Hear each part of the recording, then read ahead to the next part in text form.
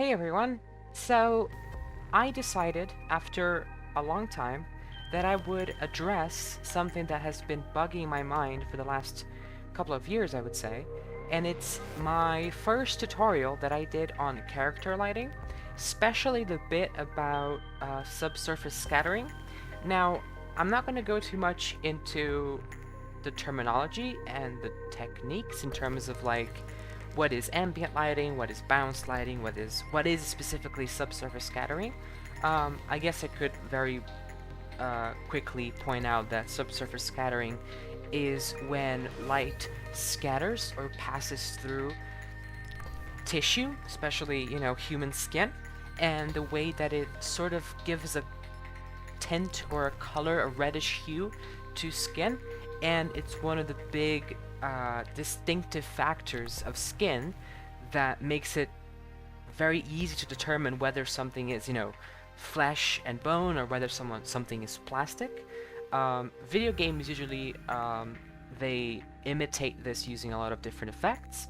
There are many types of ways you can do this. You can either do this through, actually tracing the rays and tracing how light scatters through skin, which I don't think is very practical. Or you can do things that are like post-processing that just adds like a reddish hue to whatever skin is lit up using some strong light.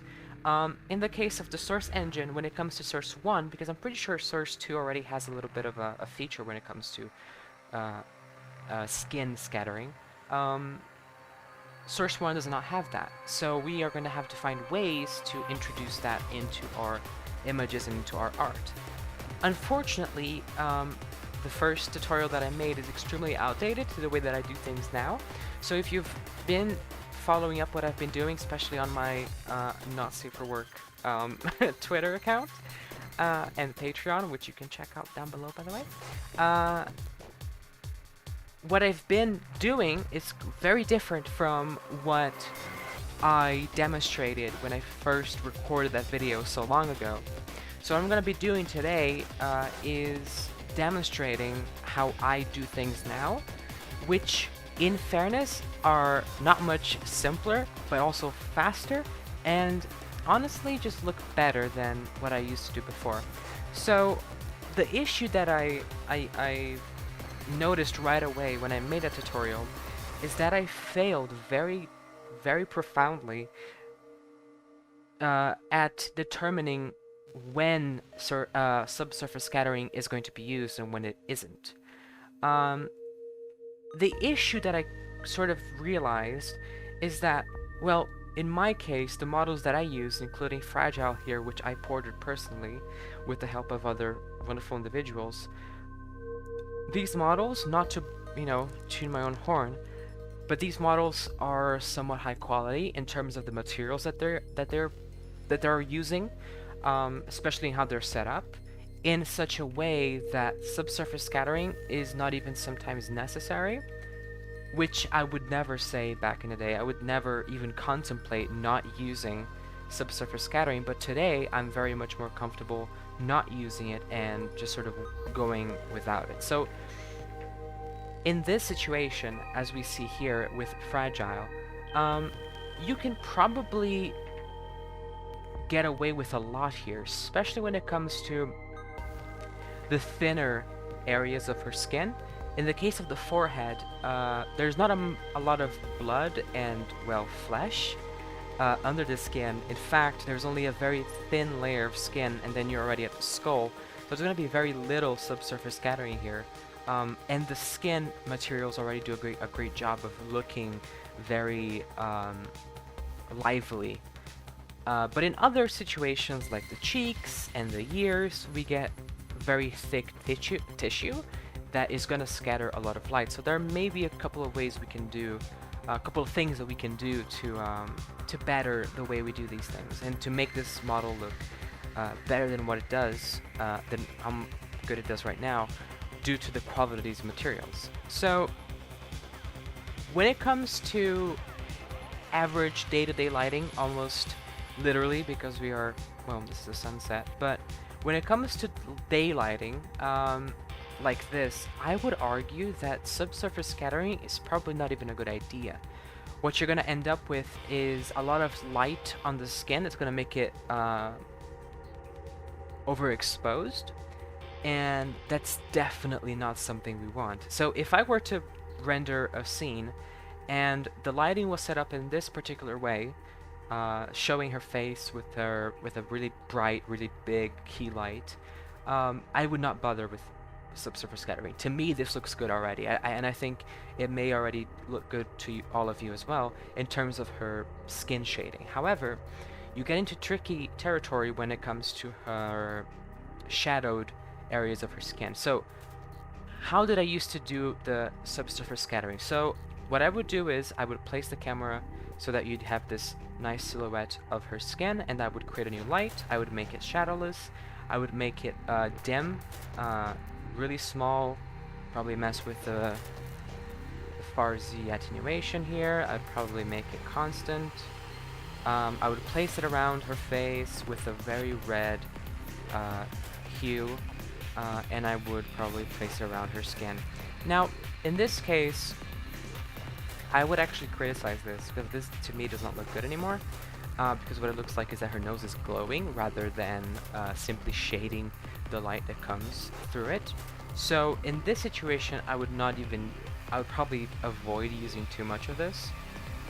So if we make it a little bit dimmer, we might even get to some better results here. Let's see. But then you'd get to a point where it's so dim that I don't think it would be worth it. And as I said, all you sort of start getting is this overexposed skin that just looks like it's glowing. Glowing red for no reason, so I threw away this sort of method completely. I don't work with this anymore. I don't work with these tiny red lights, except for maybe when it comes to like the earlobes or the ears themselves. I think that it's still very useful when it comes to lighting inside the ear like this. This can still be useful, but I don't use these tiny red lights anymore. That's not what I do. What I tend to do nowadays is the exact opposite. Instead of using a tiny light, I use a really big light. So let's just disable all of these, alright?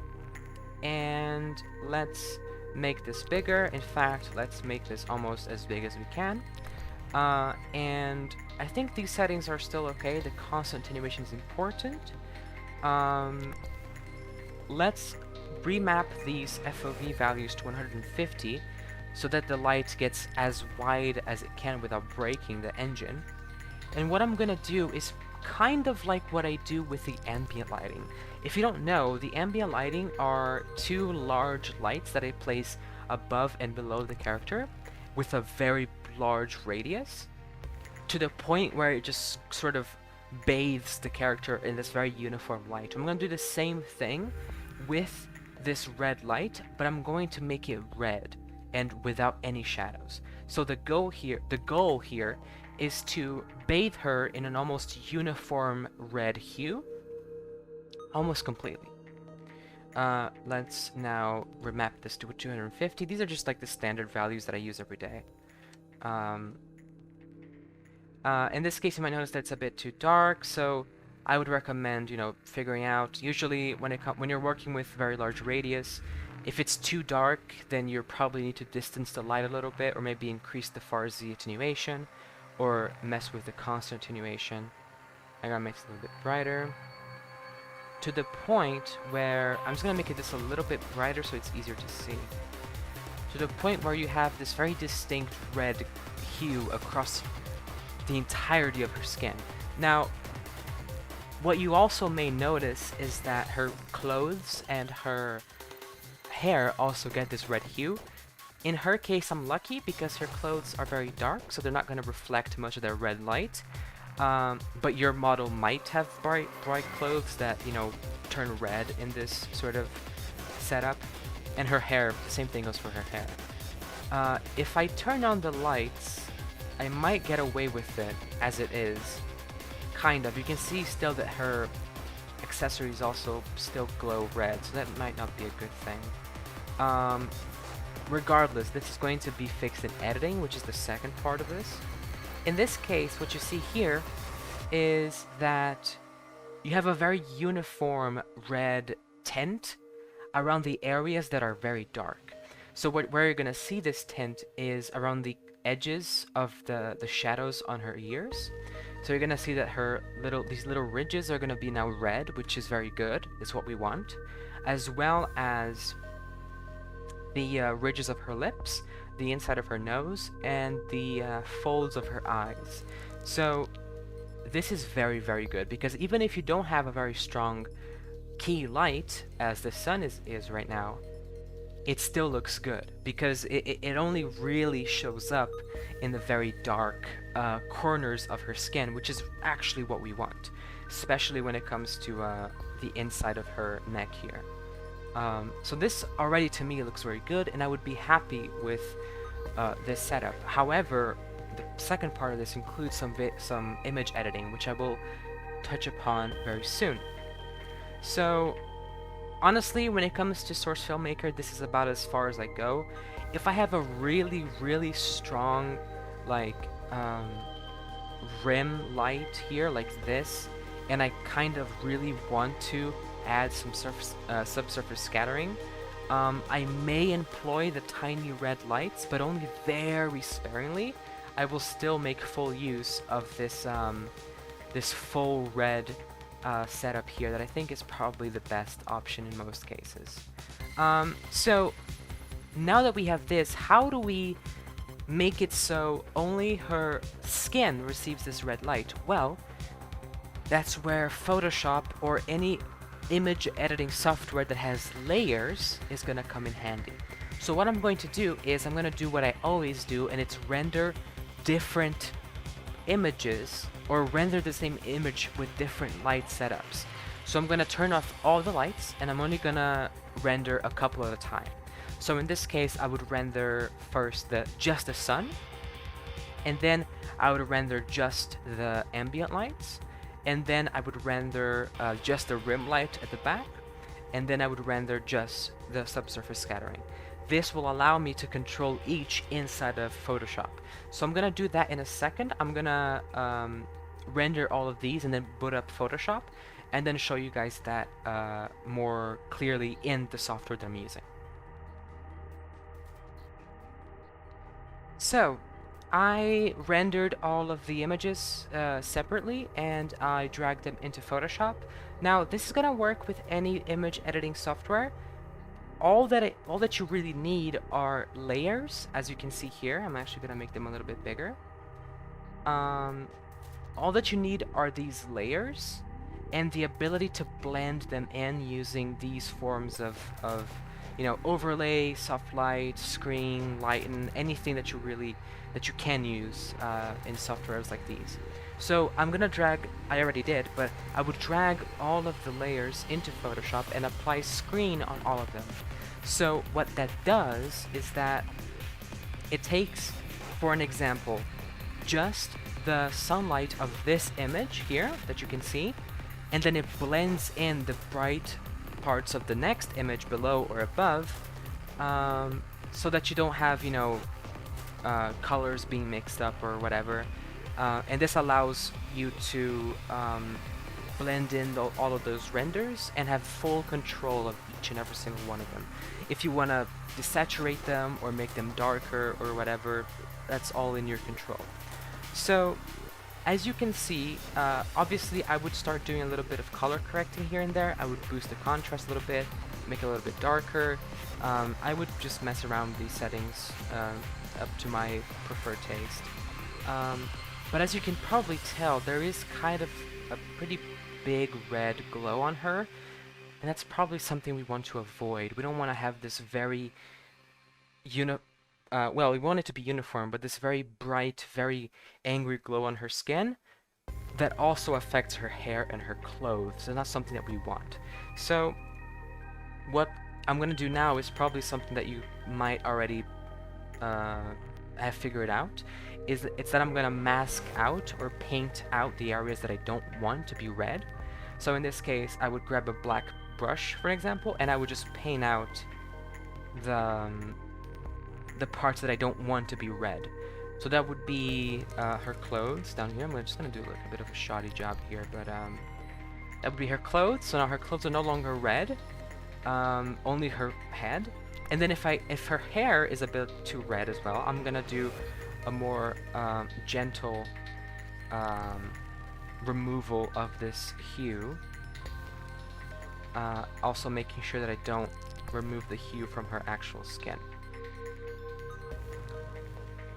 Again, very shoddy. Not much care is being put into this. I'm sorry. But yeah, I would probably do something like this to mask out her hair. Now, as you can probably tell, there's still a very large red glow around her face. That is this. What I would then do is I would probably try to mess around with other blend modes. Lighten is a bit too strong on the darks, but it could work if it's a little bit darker, like this. Then it gets really subtle, but I like to keep on using screen and just messing around with the opacity and the brightness and the contrast. So what I'm going to do is I'm going to add a contrast modifier to this layer, lower the contrast, maybe make it a little bit darker.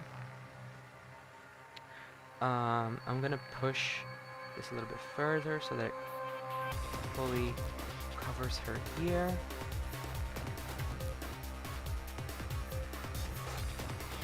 Very shoddy job here, but it might give you a good sense of what to do. At this point, I would probably do a little bit more of messing around. I would probably remove some of the red hue from the areas that don't have much light around them. So I would probably reduce the flow a little bit, probably around here. I would just sort of edit it around and get a good feeling for what looks better. But in this situation, I would try to make it as subtle as possible either way, because I think it looks fine without that much scattering on the skin, just a very subtle glow, so her skin has a better tone. And when it comes to her skin looking kind of rough, you can also do a little bit of just, you know, messing around with the brush here to soften her features a little bit. Like, you can just do a bunch of stuff to make this look better in many different ways. So, you know, like this, things like that. You know, it's all up to your preferred taste, I guess. So yeah, that's basically it. I just wanted to sort of talk a little bit about this whole thing because it's been in my mind for a long time now. That I have this tutorial on my channel that I don't agree with anymore, and it really messed me up for a long time. So I hope that this has been enlightening for you guys, so that you're able to now understand how I do some of my art. That I know a lot of people ask me how I get the results that I do, and this is definitely one of the ways that I get most of my good results. Again, I would keep messing around with it. All I want is to avoid that red glow around her body and her skin, which to me does not look good anymore. It used to. I used to think it looked amazing, but it doesn't anymore. So, thank you guys so much for watching. I know it's a little bit of a longish video. I'm going to try to put some timestamps at the bottom so you guys don't get bored by stuff that you already know, perhaps. But yeah. And I hope this also introduced to some of you this technique of doing separate renders. It's what I've been using for the last maybe 2 to 3 years. It's the only way I do renders now. And it allows you to have a much more control over specific lighting. If you think that some lighting looks a bit off in some places, you can just literally go and delete it if you want, like this. And then you get much more accurate results based on what you think looks better. So, I would go around here, mess with her eyes a little bit, and I would get whatever result I think looks better. I'm gonna be here for a while messing with this. But yeah. Thank you guys so much for watching. All of my links are gonna be in the description and in my channel description as well. And yeah, support me on Patreon if you enjoy some of that not safe for work content and you're over 18, of course. only for above 18 years old, always. Thank you guys so much, and I'll talk to you later.